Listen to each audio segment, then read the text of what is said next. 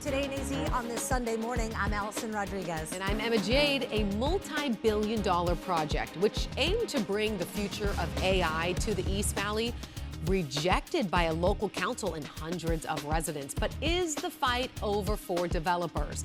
Our David Chasanoff looks at possible next steps. Plus, meet a woman who is keeping Arizona's Wild West spirit alive. She is a 6-time world champion in a sport that mixes horseback riding and sharpshooting. And I caught up with her to see firsthand how she is helping the next generation saddle up for success. And the holiday season is in full swing. Less than 2 weeks until Christmas. Can you believe it? Scottsdale Fire sharing some reminders with all of us so that your family can celebrate and stay safe. But first, here is a look at your weather impact forecast for your Sunday.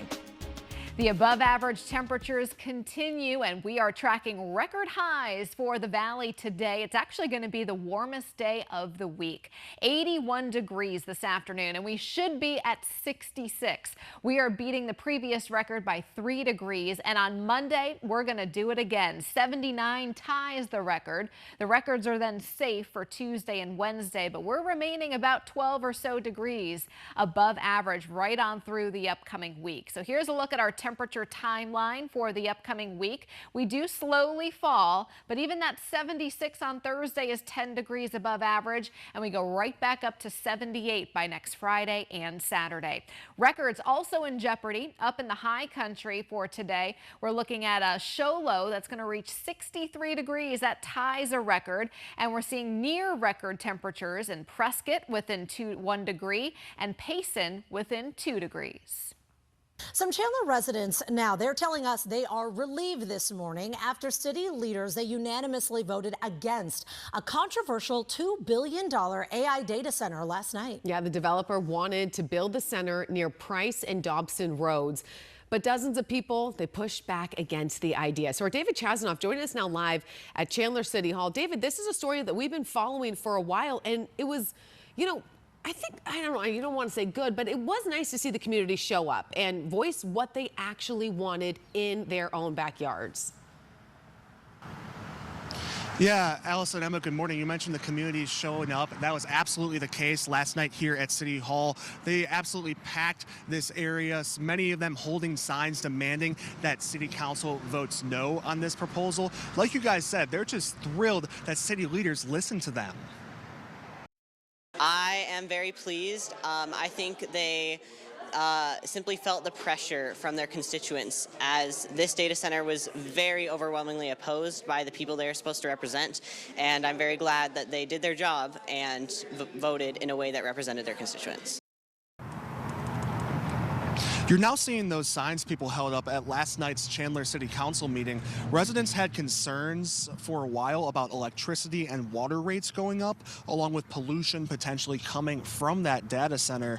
Now, the project Chandler City leaders turned down would have been about 420,000 square feet and 85 feet tall. The developer spoke at the meeting last night saying this proposal would create around 1,000 construction jobs and help the city's economy at the same time.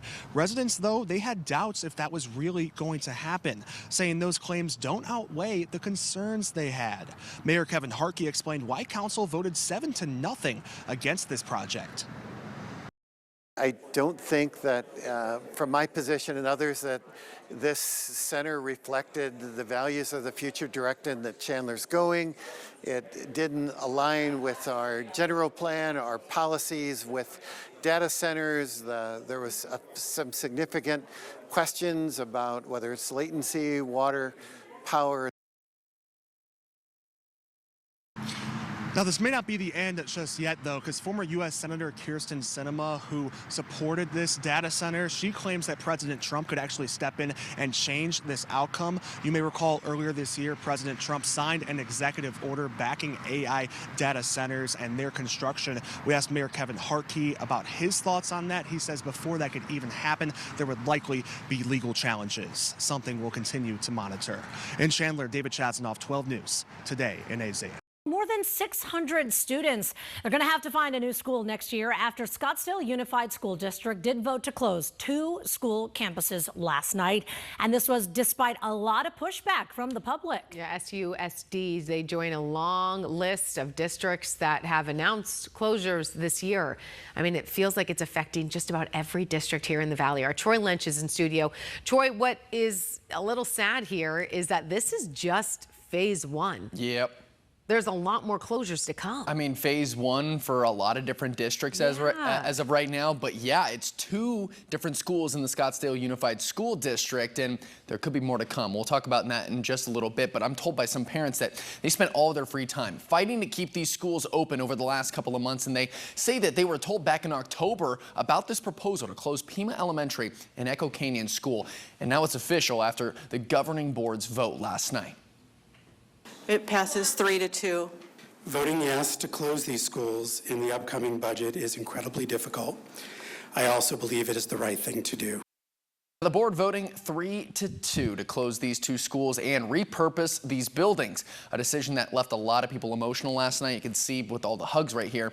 And SUSD says a budget shortfall of more than $8 million was the main reason for the closures, but also declining enrollment, increased competition with charter and private schools, rising costs, and higher costs of living here in Scottsdale. Now, parents I spoke with yesterday, they say they've lost trust in the governing board and Superintendent Scott Menzel because of this decision and the lack of transparency. And some of those frustrated parents spoke up before the vote last night. We need to slow this crazy train down. I stand before you again to demand a community budget committee to make well thought out, informed budget decisions without closing schools. You will destroy South Scottsdale. Talk about these 2 schools for a little bit. Pima Elementary has been a Scottsdale staple for decades, originally opening in 1959. Echo Canyon has been around since 1990, and originally it was the Arcadia Neighborhood Learning Center, but changed its name in 2017. Now, with the closures, SUSD will now have 28 schools for the 26-27 school year, but the governing board said last night they will consider closing 6 additional schools in the 2027-28 school year. And more votes to close more Valley schools are in the near future. Next week, the Kyrene School District is voting to potentially close 8 schools. And then in January, Gilbert Public Schools is voting on a proposal to close 1 elementary school and make boundary changes to others. We're live here in the studio, Troy Lynch. 12 News Today and AZ. Horse-mounted shooting is a sport that is growing in the equestrian world. Who knew? I know. Apparently you. Well, and Kenda Lance knew because she's one of the best to ever do it. She actually calls Arizona home, and I caught up with her during a practice in North Phoenix to learn more about this sport and also to see what makes her the best. Kenda Lonsane is saddling up one of her horses at the Ben Avery Range in North Phoenix. For her, riding is like breathing. I basically came out of the womb riding.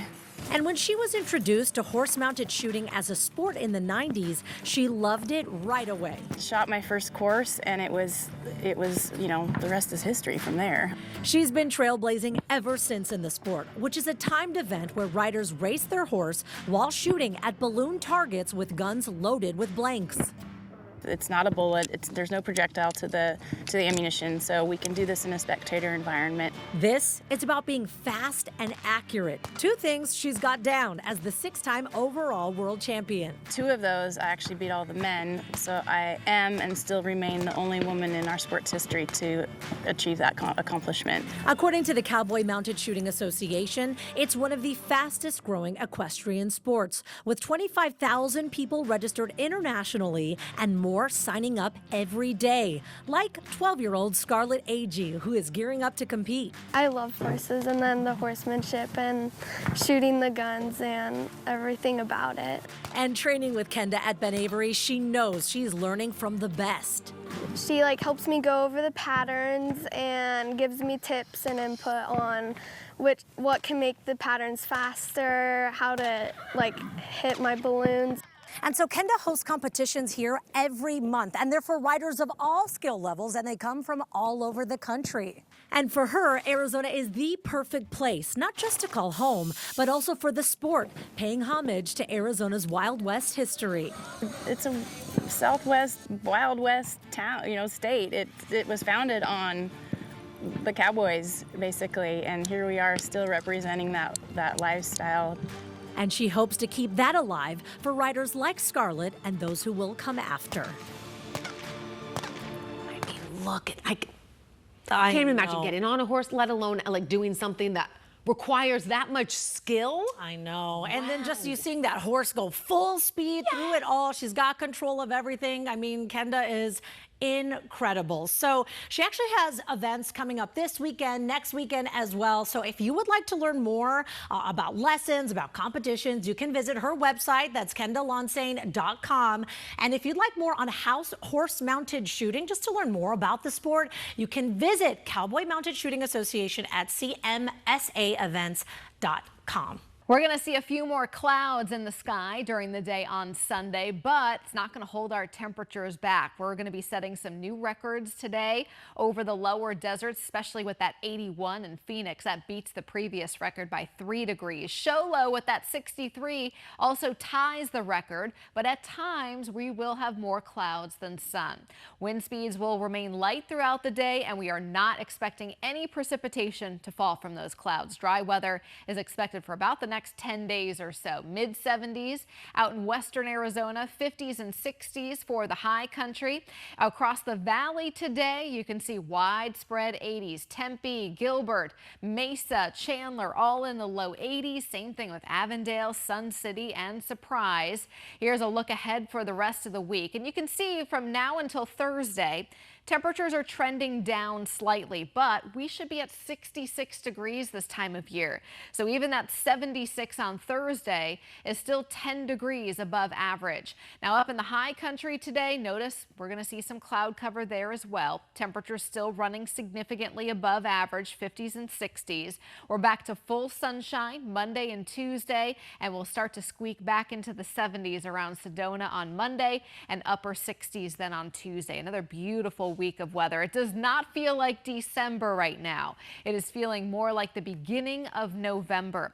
Sunday in Flagstaff, it's going to be mostly cloudy. Temperatures early in the day are starting off below freezing, but by noon we make it up to 55. Sunday in Prescott, again, mostly cloudy. Temperatures are going to be in the mid 60s, still above average despite the clouds. And in Payson, we'll have the cloud cover as well, mid to upper 60s expected. Now over the next 5 days, you can see we start off at 81 degrees today with those clouds, and then back to full sunshine, above average temperatures. That's for the valley. Along the rim, we're looking at 60s across the board, and we will be staying above average there. A little bit sunnier by Tuesday and Wednesday. And up in the mountains, 50s and 60s are going to do it this week, but we're still dealing with those cold morning lows. Now this dry pattern, we haven't had any measurable rain since November 23rd. And this pattern will start to break down around December 23rd. You can begin to see a little bit of green showing up across northern Arizona and this slight uptick in moisture chances. So by Christmas or so, this is a look through the 27th, we're going to begin to see an influx of moisture across the state. So this dry pattern looks like it's going to break down, but in terms of the above average temperatures, that's sticking around. This is through the 27th. So even though we'll get some moisture in Arizona, the above average temperatures sticking around. Valley 7-day, 70s and 80s with records in stores Sunday and Monday. With the holidays in full swing, the Scottsdale Fire Department warning residents to stay fire safe this season. Don't let this be you. From Christmas trees to candles, cooking. December and January, they are peak months for home fires. We've got Captain David Folio joining us to share tips on keeping our celebrations safe. So what are some of the first things that you say to people, we've got to remember this around this time of year? Two things really important for safety. One, have a working smoke detector in your house. We've all had the bacon, right, burning, and we've blown it and the battery's out. Put the battery back in, check the battery once a month, and even replace the batteries in December, we say. But have a working smoke detector, and two, have a plan. When that smoke detector goes off, you have to have a plan to get out of the house. That's two of the most important things. We've all pulled out the decorations, right? We've added all this Class A material to our homes. We love it. It's great for December into January, but we've all put candles around all those decorations, right? And or live wreaths. We've gone to get we've got the live tree. Sure. We've got the live wreaths, and they're on the mantle now, but we stack these candles around, and we don't remember you're really supposed to blow those candles out when you leave the room, less alone leave the house. People leave those candles lit when they leave the house. Right. So you catch some of that debris on fire on there, and it spreads. If you get a smoke detector and you're out of the room, it detects you early, and you get out of the house, and you all have a plan. You meet at the tree and all that stuff. We've all gone and bought these real Christmas trees, right? They need to be 3 feet from a heat source. So we want to put them next to the fireplace. Mine's next to my fireplace. It's 5 feet away. But you got the heat that blows on it, right? It dries out that Christmas tree. And these things have been cut for a month. They've been sitting in a cold truck, so they're a month old. They've been sitting in the truck. You can see how explosive this is, what you're showing now. That was from the NFPA. Within 7 seconds, that's explosive. So when you think about hearing that smoke detector, you literally have seconds to make a decision and get out of the house, right? So make sure the trees are watered. If you can start at the top of the tree and pull one of the branches and all those the pine needles come off, middle of the tree come off, that's bad. That needs to be watered and or taken out of the house. Get something new. Make sure that you're watering the trees every day. They drink up to 3 inches of water a day. So when you get your tree, cut it at the bottom, put it in the stand, make sure it's a sturdy stand away from a heat source, and water it every day. We put all these electrical wires around it, right? So a lot of people have this false sense that it could be frayed. You want to look for a frayed wire, but it's more in the real lamps where they pull apart at the light bulb, because when we test them, we pull at it and it pulls apart, and that's where you get the spark. So you want to make sure that your wires are probably brand new. If you've got a live Christmas tree, put brand new lights on it. And then once again, so we have over 800 fires in December and January throughout the United States. 40% of those are caused by candles. The others are cooking fires, right? Because we're all cooking at Christmas, Thanksgiving, Christmas Eve, the family's over. Make sure that when you have a pot on the stove, the handles are turned away so the kids don't go by and hit those. And or if you're cooking a grease fire, have something ready to be able to put over that grease fire, because when it starts, you're just trying to take the oxygen away from the grease or from the fire that's going on. So have a larger pan to be able to put over that quickly. And then just once again, have a plan when that smoke detector goes off. So biggest thing, smoke detectors. Please get a working smoke detector in your house. And what does a plan look like? I should be meeting with me and my kids, and we should be talking about this. What do I want to say to them? I don't really know. What should I do? Especially if you live in a second story, because they may have to go out a window, and how do they get out that window? So there's a lot of ladders that you can buy so that they can go down the ladder. My family always knew. I had 5 kids, so they lived where they had a patio where they could get down onto the patio.